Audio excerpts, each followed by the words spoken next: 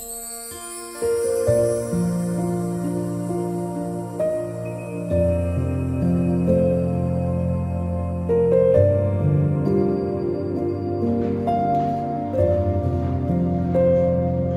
hermanos, abran sus Biblias en el libro de Romanos, capítulo 5.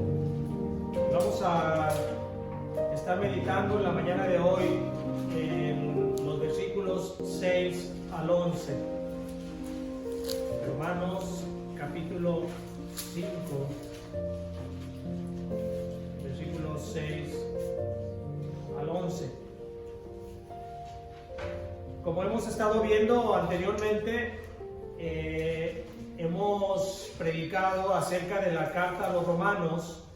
Tuvimos un intermedio en estas fiestas de diciembre para predicar acerca de cuestiones que nos habla la Escritura sobre la Navidad.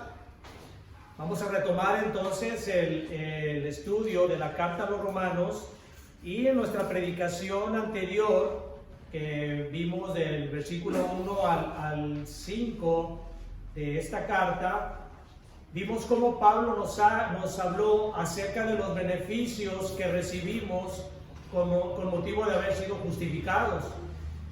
Ya Pablo nos había enseñado en versículos anteriores acerca de la incapacidad del hombre para venir a Dios. Nos habló acerca también de la pecaminosidad. Nos habla de la justicia, de la justificación, que es por medio de la fe en nuestro Señor Jesucristo. Y ahora vimos en los versículos 1 al 5 del capítulo 5, vimos acerca entonces de cuáles eran esos beneficios que nos daba a nosotros el haber sido justificados. Recuerden, hermanos, que la justificación es cuando Dios nos declara inocentes de todos nuestros pecados por haberlos pagado Cristo en la cruz. Eso es lo que se llama la justificación. La justificación es cuando Dios nos declara a nosotros inocentes, nos declara justos de nuestros pecados, porque Cristo pagó por el precio que nosotros deberíamos de pagar en la cruz. Eso es lo que se trata con la justificación. Es una definición sencilla, pero que nos hace comprender qué es la justificación para nosotros. Así que en estos primeros 5 versículos del capítulo 5, Pablo nos enseña algunos de los beneficios que nosotros recibimos con motivo de haber sido declarados justos. Vimos que el primer beneficio que nosotros vemos en el versículo 1 es que nosotros tenemos paz para con Dios. Nosotros estábamos enemistados con Dios porque no se puede tener paz en una persona donde no hay enemistad. Por ejemplo, no se puede decir el país de Rusia entró en paz con Ucrania si no hay primero una guerra. Es por eso que hay una paz. Entonces nosotros tenemos una paz porque nosotros estábamos en guerra con Dios. Fuimos reconciliados, fuimos ya hechos amigos de Dios por medio de ese sacrificio que hizo Cristo en la cruz del Calvario. Esta era nuestra condición antes de llegar a Dios, y vamos a ver más adelante de una manera más gráfica cuál era nuestra condición antes de venir a Cristo. El segundo beneficio que vimos era que nosotros teníamos acceso a la gracia de Dios. Y no se refiere únicamente a la gracia salvadora que Dios nos da al momento que nosotros recibimos al Espíritu Santo, sino que cuando habla acerca de ese beneficio de que tenemos acceso a la gracia de Dios, se refiere a que nosotros recibimos el derramamiento constante y abundante de la bondad de Dios en todas sus expresiones. Eso es lo que se refiere cuando tenemos acceso a la gracia de Dios. Todas aquellas bendiciones que nosotros constantemente recibimos de manera abundante de Dios, es lo que nosotros recibimos cuando somos justificados. Es la gracia que, entre otras cosas, nos mantiene firmes en la fe y nos mantiene perseverando en nuestra santificación. Es lo que se refiere con la gracia de Dios, que recibimos esa gracia de Dios. Y también, por último, como tercer beneficio de la justificación, es que nosotros esperamos con mucho gozo la venida de nuestro Señor y Salvador Jesucristo. Cuando nosotros estemos en la presencia de Dios glorificados, es también otro de los beneficios que recibimos nosotros, esa esperanza bendita de que estaremos algún día en la presencia de Dios al lado de nuestro Señor Jesucristo. Es otro de los beneficios que nosotros recibimos cuando somos justificados. Pablo nos dice que también que no únicamente nos regocijamos de esto, sino que también nos regocijamos cuando estamos pasando tribulaciones, porque es por medio de las tribulaciones por lo cual Dios nos va perfeccionando a la manera de nuestro Señor Jesucristo. Es cuando nosotros pasamos por problemas, por circunstancias adversas a nuestra vida, que Dios nos perfecciona. Veíamos cómo esta palabra quería decir, se refería acerca de cuando a una fruta le extraían todo su jugo, para de esa manera sacar lo mejor. Es la manera en que Dios a nosotros nos extrae todo lo bueno de nosotros para sacar lo mejor de nosotros. Así de que, habiendo visto en este contexto, que lo que aprendimos en la predicación anterior, vamos ahora a ver qué fue lo que sucedió, cuál fue el detonante o qué motivó a Dios para que nosotros fuéramos justificados, teniendo nosotros una condición tan mala ante Dios. ¿Cuál fue el detonante? Y ese detonante nos lo da el capítulo 3, versículo 16, Juan 3, 16, un versículo que todos, conocidos por todos, donde dice: porque de tal manera amó Dios al mundo. Ese es el detonante que Dios tiene para que nosotros fuéramos justificados. El grandioso amor de Dios, el amor inconmensurable de Dios, ilimitado de Dios, es lo que Pablo nos va a mostrar en el pasaje que vamos a considerar el día de hoy. Y ese es, hermanos, el tema de nuestra predicación: el gran, inconmensurable amor de Dios. Vamos a orar, hermanos, para comenzar nuestra predicación. Bendito Padre, te damos gracias, Señor, por darnos esta oportunidad de poder estar escuchando tu palabra. Pedimos, Señor, que abras nuestro entendimiento, nuestro corazón. Señor, quita de nosotros el corazón de piedra, danos un corazón de carne para poder comprender aquello que tú tienes para nuestra vida. Abre nuestros oídos espirituales, Señor, que no seamos, Señor, reacios a recibir el mensaje de tu palabra. Dame a mí, Señor, de la sabiduría que necesito para poder predicar correctamente y únicamente sea tu palabra, Señor, no ninguna otra situación ni ninguna otra palabra de hombre, sino únicamente lo que tú has dejado para que se hable, Señor. Te lo pedimos en el bendito nombre de nuestro Señor y Salvador Jesucristo. Amén. Romanos capítulo 5, versículos 6 al 11 dice así: porque Cristo, cuando aún éramos débiles, a su tiempo murió por los impíos. Ciertamente apenas morirá alguno por un justo, con todo pudiera ser que alguno osara morir por el bueno. Mas Dios muestra su amor para con nosotros, en que siendo aún pecadores, Cristo murió por nosotros. Pues mucho más, estando ya justificados en su sangre, por él seremos salvos de la ira. Porque si siendo enemigos fuimos reconciliados con Dios por la muerte de su Hijo, mucho más, estando reconciliados, seremos salvos por su vida. Y no solo esto, sino que también nos gloriamos en Dios por el Señor nuestro Jesucristo, por quien hemos recibido ahora la reconciliación. Después de tratar Pablo con los beneficios de la justificación, como vimos ahorita, los cuales seguramente fueron de mucho gozo para los oyentes primarios de esa carta, y así como lo han sido también para nosotros de mucho gozo haber oído cuáles eran los resultados de la justificación, porque no es cualquier cosa. esos beneficios que nosotros recibimos para nosotros deberían de ser de gran gozo, y de hecho creo que así lo son. Ahora lo que hace el apóstol es enlazar estos versículos anteriores con el versículo 6, y lo dice de esta manera. Dice, parafraseando un poco este versículo, lo que nos está diciendo Pablo nos está diciendo así: los beneficios a los que me he referido, está diciendo el apóstol Pablo, los recibimos únicamente porque Cristo hizo lo que nosotros éramos incapaces de hacer. Esos son los beneficios que nosotros recibimos. ¿Por qué? ¿Por qué recibimos estos beneficios? Porque Cristo hizo por nosotros lo que nosotros éramos incapaces de hacer. Dice el versículo, porque Cristo, cuando aún éramos débiles. ¿Y a qué se refiere cuando dice cuando aún éramos débiles? Se refiere a que nosotros no teníamos la capacidad de llegar a la presencia de Dios. Por eso dice el versículo 6, porque Cristo, cuando aún éramos débiles, a su tiempo murió por los impíos. Hay unas traducciones antiguas que la palabra débil la menciona como flacos.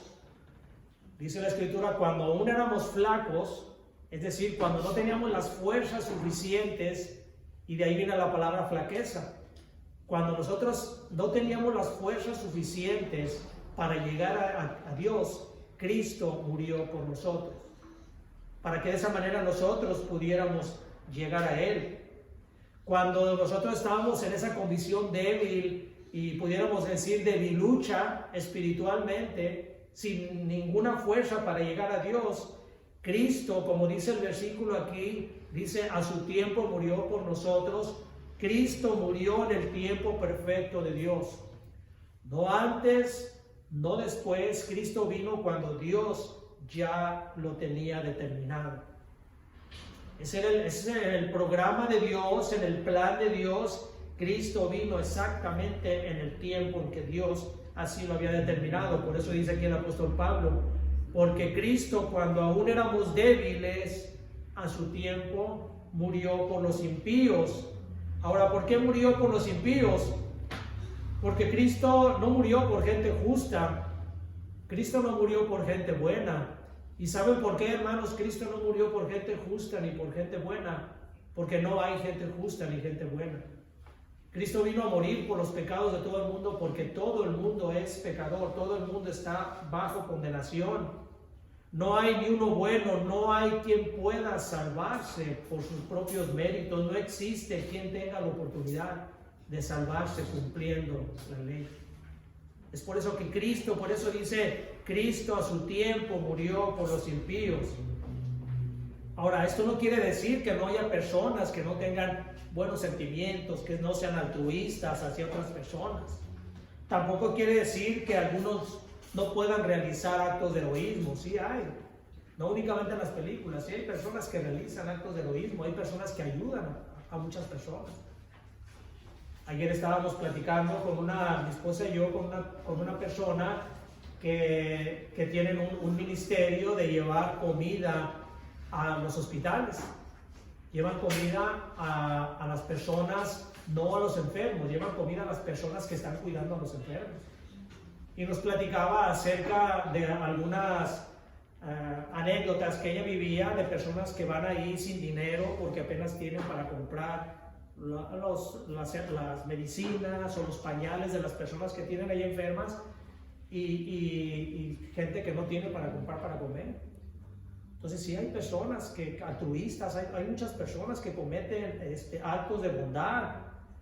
Pero lo cierto de que nos dice el apóstol Pablo aquí, nos lo va a decir más adelante, es que nadie puede dar su vida en las condiciones en las que Cristo las dio.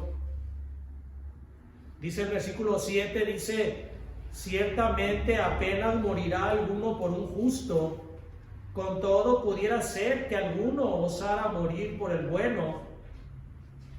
El contraste que se da aquí, si ustedes pueden ver en el versículo 7, podemos nosotros entender y decir, bueno, un justo y un bueno no es lo mismo, no. El contraste que se da entre un hombre justo y en un hombre bueno es su carácter. El hombre justo es un hombre recto. Ese es el carácter de un hombre justo, es un hombre recto. El carácter de un hombre bueno es su carácter bondadoso. Al hombre justo se le respeta y al hombre bondadoso se le ama. Ese es el contraste que nos da aquí en esta analogía que Pablo nos habla acerca de dos hombres diferentes en los cuales quizá pudiera hacerse algún acto de bondad en favor de ellos. Este versículo, el versículo 7 nos dice: ciertamente apenas morirá algún hombre, es decir, difícilmente daría alguien su vida por un justo. Se puede dar, pero es difícil lo que puede darse. Y nos habla acerca de que alguien, quizá, dice el versículo 7, puede ser que algunos osara morir, o sea, se atreviera a morir por un bueno. Pero atreverse a arriesgar su vida y entregar su vida son dos cosas muy diferentes. Es muy diferente que alguien se atreva a morir por un justo o alguien se atreva a morir por un bueno. Puede ser que una persona pueda arriesgar su vida si ve a algún hombre en la calle que es atacado por maleantes con riesgo de su vida. Puede ser que alguien pueda enfrentar a esos maleantes a un riesgo de su vida, ¿sí? Sí puede osaría hacer eso. Los marinos de los Estados Unidos tienen un lema, yo lo he visto en algunas documentales o películas. El lema de ellos es que no dejan atrás a un compañero herido. Ese es un lema de los marinos de Estados Unidos. Son leales ellos. Creo que su lema es siempre fieles, son leales. Y no creo que únicamente sean los marinos de Estados Unidos. Es probable que todos los soldados de los ejércitos del mundo tengan esa misma reacción. No dejan a un compañero herido con los enemigos. Además, lo que están haciendo estos hombres es arriesgar su vida por personas justas o compañeros que están haciendo su deber. Están arriesgando la vida. Sin embargo, nadie entrega su vida por algún malvado, algún perverso que además lo odia. Esa es la condición en que nosotros estábamos cuando llegamos a Cristo. Nosotros éramos unas personas malvadas y perversas y que además odiábamos a Dios antes de venir a Cristo, y ahorita lo vamos a ver. Déjenme darles una ilustración. Quiero detenerme aquí en esto para que nosotros entendamos plenamente en qué condición estábamos antes de venir a Cristo, para poder apreciar en todo su valor el amor de Cristo hacia nosotros. Vamos a detenernos un momento en esto para comprender cuál es la condición en que estábamos. Porque si nosotros no entendemos el valor del amor de Dios perfectamente, entonces estaremos nosotros comprendiendo defectuosamente el Evangelio y no vamos a entender cuál fue el propósito de Cristo. Dios es un Dios santísimo, purísimo, y la misma repulsión que siente Dios por el pecado es lo que nosotros sentiríamos también por alguien que nos ofendiera, que nos manchara nuestra reputación. Déjenme darles una ilustración sobre esto, quizás nos pueda servir de algo. Imagínense ustedes que ustedes son personas caritativas, cada uno de ustedes, y en un momento ven a un indigente en la calle, sucio, que no tiene dónde dormir. Con este frío, pues mueve a su corazón, y además no es necesario con este frío, usted es una persona muy buena y decide darle alojamiento. Su casa usted es una persona muy limpia, tiene su casa impecable, y va y lleva a este hombre a su casa. Pero resulta que cuando llega a su casa se da cuenta que este hombre tiene malos sentimientos. Es un hombre que en cuanto entra a su casa se nota el odio que le tiene a usted por la condición en que usted está. Y lo que hace este hombre es manchar las paredes de suciedad, de lo más repulsivo que usted pudiera tener. Pero además constantemente este hombre le está manifestando el odio que siente por usted. Y usted lo lleva, trata con él bien, le da lo mejor, le sigue alimentando y el hombre sigue actuando de esa misma manera. Y llega un momento, llegan y tocan a su puerta, es la policía y le dice que vienen a detener al hombre que usted tiene ahí porque es un homicida y es un pervertido y está sentenciado a muerte. Y entonces usted le dice a los policías, yo voy a dar, si está sentenciado a la muerte, yo voy a dar la vida por él. Yo voy a pagar, a pesar de que este hombre sé que me odia, sé la circunstancia en la que está, yo voy a pagar con mi vida la vida de ese hombre. Seguramente no hay nadie que lo haría de esa manera. No hay nadie, pero esa fue la condición en que Cristo hizo por nosotros. Esa es la condición, aun cuando nosotros este ejemplo, esta ilustración, le estemos presentado de una manera irreal, porque sería lo más absurdo de lo absurdo, lo más irreal de lo irreal, que una persona hiciera esto, fue precisamente lo que Dios hizo con nosotros. Dios mostró su amor para con nosotros. Vean el versículo 8, dice, mas Dios muestra su amor para con nosotros en que siendo aún pecadores, Cristo murió por nosotros. ¿Cuál era nuestra condición de pecadores? ¿A qué se refiere aquí con nuestra condición de pecadores? Es que nosotros estábamos muertos en nuestros delitos y pecados. Y saben que hay una sola cosa que puede hacer un muerto. Hay una sola cosa que puede hacer un muerto, y esa cosa es heder, oler, apestar. Es lo único que puede hacer un muerto. ¿Recuerdan el pasaje de Lázaro cuando el Señor va y les dice, remuevan la tumba, y le dice Marta, Señor, tiene 4 días, ya hiede, ya huele mal? Esa es la condición en que nosotros estamos ante la presencia del Señor antes de venir a Cristo. Estamos muertos en nuestros delitos y pecados. Y cuando nos habla la Escritura de que estamos muertos, es que estamos muertos, no estamos heridos. No tenemos nosotros la capacidad de ver a Dios, no tenemos la capacidad de acercarnos a Dios por nuestros propios méritos, porque estamos muertos. Necesitamos que Dios venga y nos resucite para poder apreciar el Evangelio de Dios. Pero esto fue lo que Dios hizo con nosotros. Él nos recibió a nosotros y no estamos exagerando. Usted pudiera decir, hermano, está usted exagerando nuestra condición. Pero no, hermanos, no estoy exagerando. Nuestra condición antes de venir a Cristo es que nosotros éramos homicidas. Antes de venir a Cristo nosotros éramos perversos de corazón. Dice Jeremías 17:9, engañoso es el corazón más que todas las cosas y perverso. Nuestro corazón es engañoso. Dice también Mateo 5, nos dice que cuando el Señor Jesucristo nos dice que cuando alguien se enoja con su hermano y lo insulta, dice que es reo de homicidio. ¿Por qué? Porque en nuestro corazón hay un deseo de homicidio cuando nosotros estamos en enemistad con un hermano, y cuando le insultamos hay ese deseo de homicida que tiene el corazón.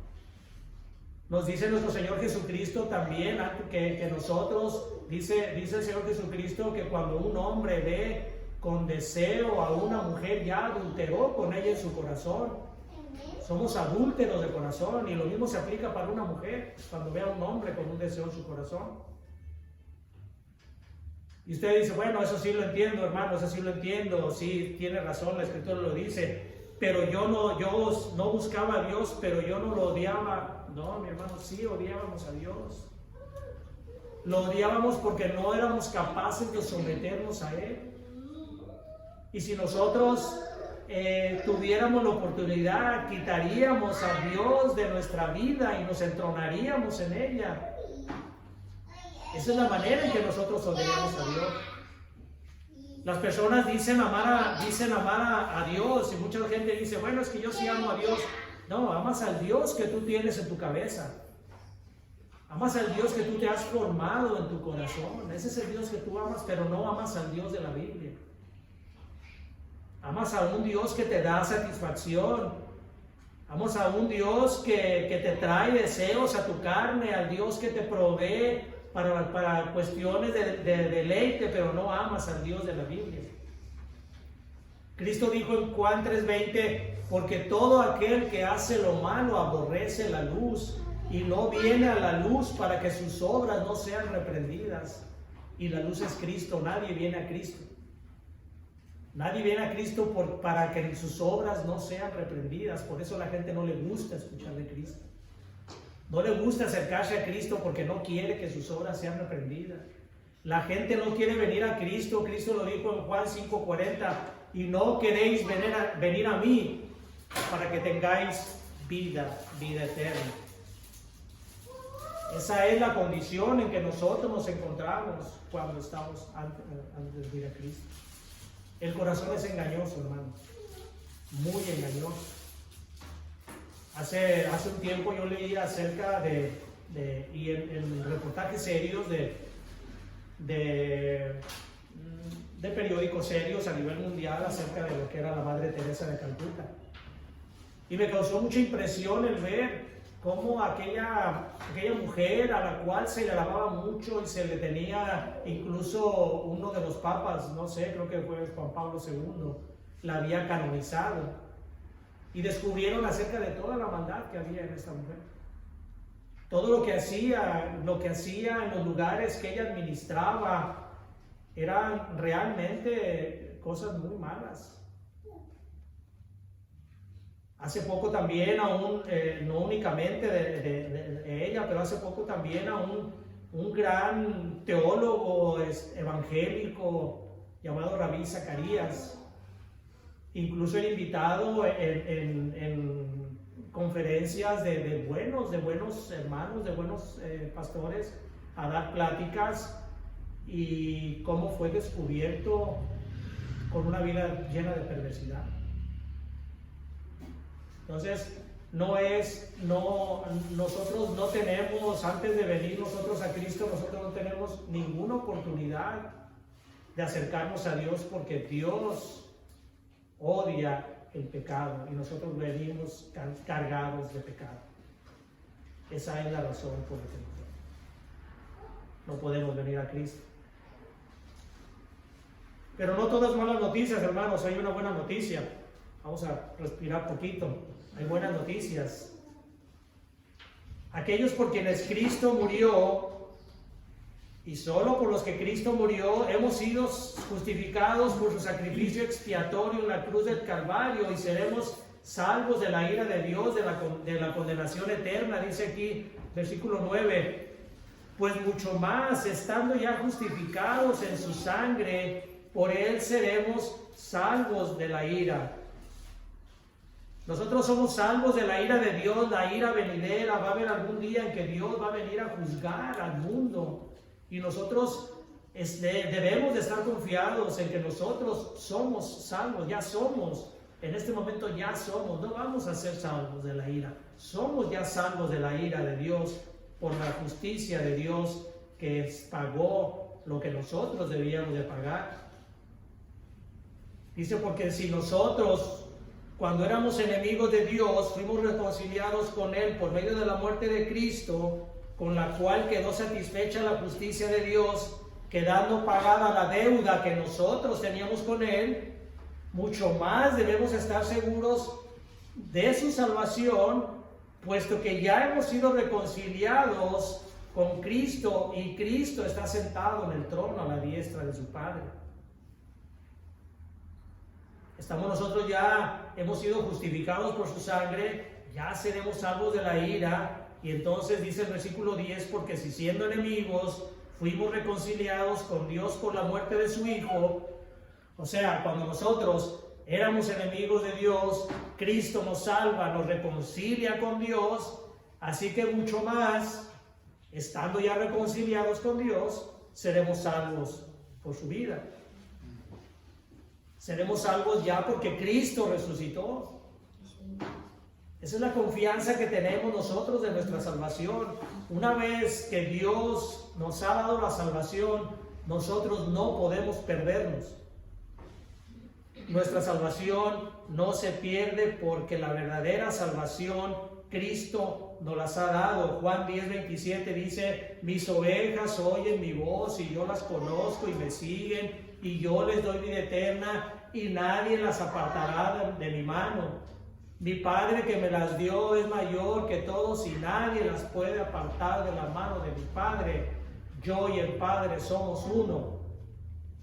Esa es la confianza que nosotros tenemos en la salvación. Hay quienes dicen: yo conocí una persona que era salva, que había estado en la iglesia, que había ido a la iglesia y de repente se descarriló y se perdió. No es posible. Si esa persona, aunque hubiera estado en la iglesia y va y se pierde, dice el Señor: no todo el que me llama Señor, Señor entrará en el reino de los cielos, sino el que hace la voluntad de mi Padre que está en los cielos. Esa persona nunca fue salva.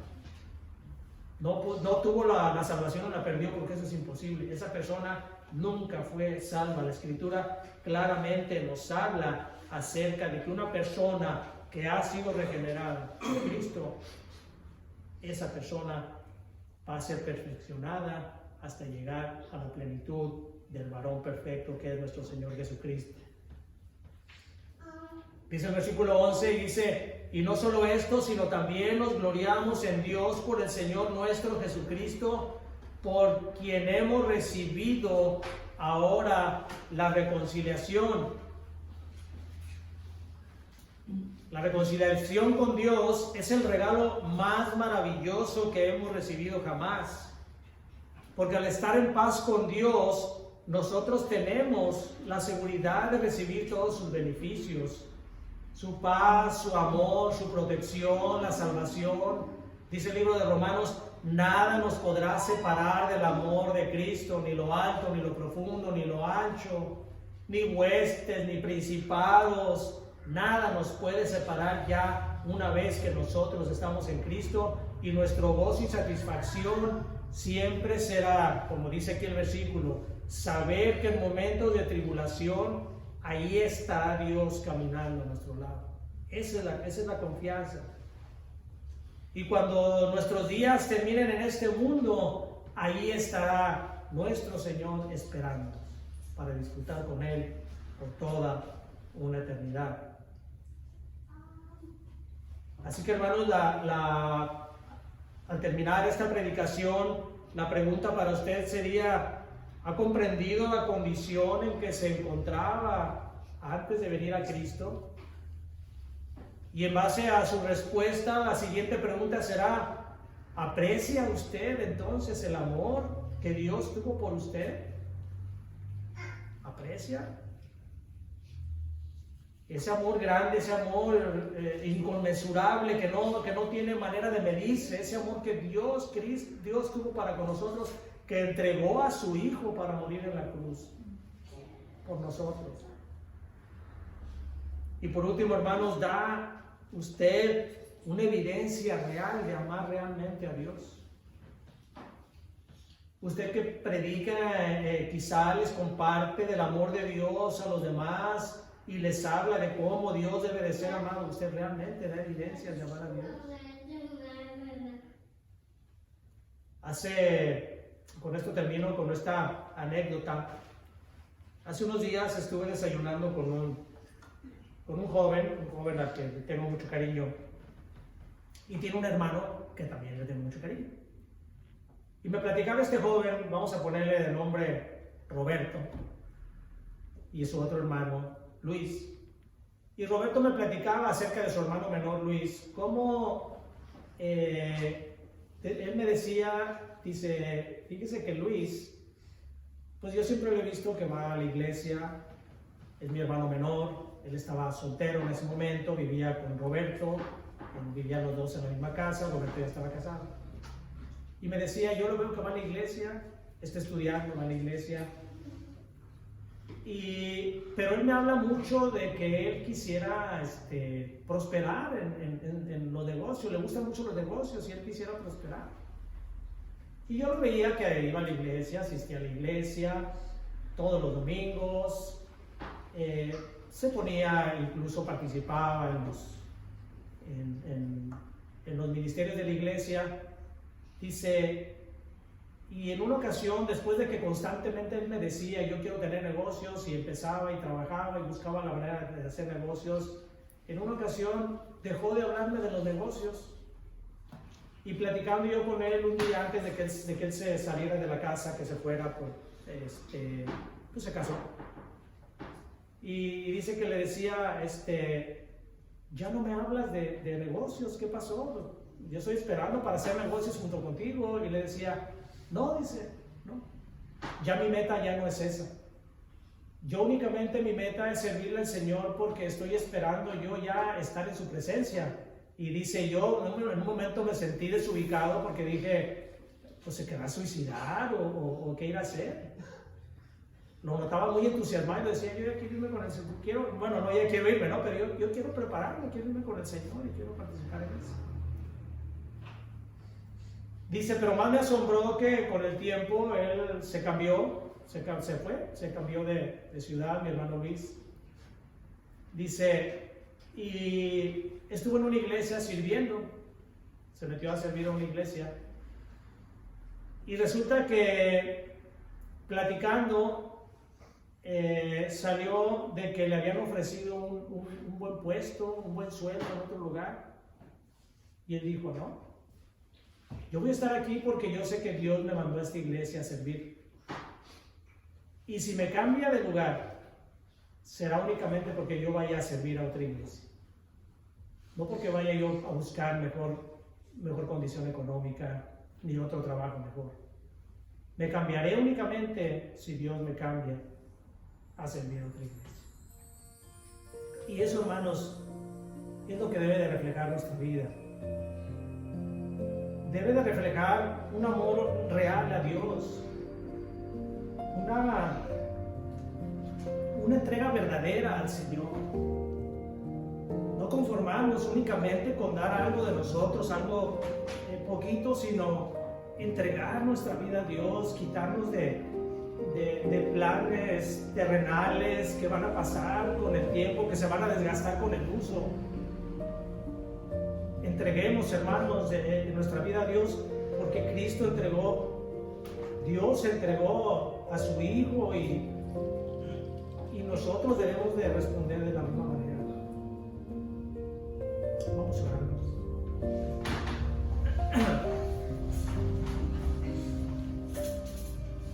Padre, gracias, Señor, por tu palabra, Señor.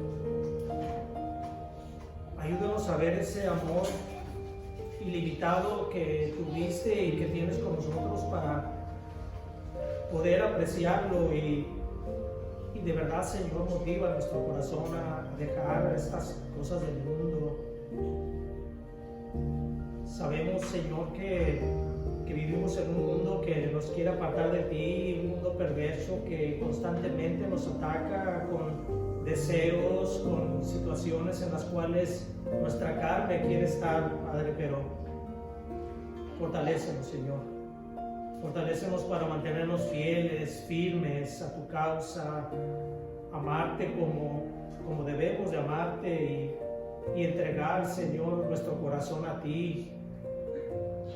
Quitarnos aquellas situaciones en las cuales nos estorba el poder realmente glorificarte y no pensar en las cosas vanas de la vida, como dice la Escritura, que los ladrones minan y hurtan y se corrompen, sino en aquellas cosas espirituales que tienen el verdadero valor.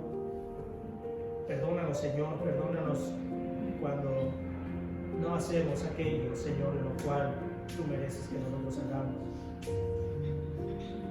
Gracias, Señor, por tu palabra, en el bendito nombre de nuestro Señor y Salvador Jesucristo.